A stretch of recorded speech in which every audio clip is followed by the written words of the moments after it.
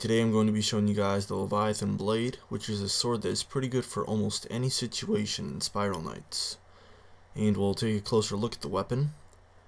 Now, as you can see, the Leviathan blade is really long, and it has that cool silver color on the outside, and has a really thin turquoise line running right through the middle of the blade. So it looks pretty nice, and I'll give you a 360 view of that so we can see everything. Now, the Leviathan blade has a basic 3-swipe attack, with each swipe propelling you forward, just like the Brandish line of swords. So 1, 2, 3. And for your charge attack, you just charge with the weapon at your side. And when you release the charge, you spin in a circle, and any enemy that's around you gets smacked back. So it's great for keeping enemies away from you.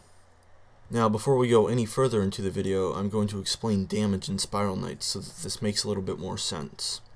Now, as you see on the left, we're dealing those gray damage numbers, and that means that we're dealing horrible damage to the monster, and that means that we're using a weapon that the monster is really resistant against.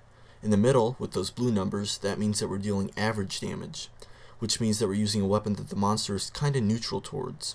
And on the right, with those brown numbers, we're dealing great damage, which means that we're using a weapon that the monster is really weak against.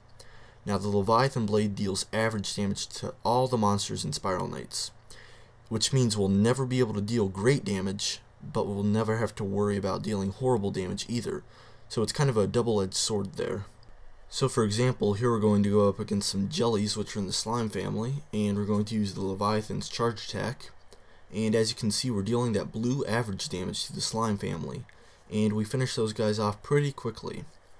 Now we're going to go up against some zombie slags, which are in the undead family. And as you can see, we're dealing that blue average damage to the undead family as well. So if you do want to get the Leviathan blade, you'll first need to get your hands on a caliber.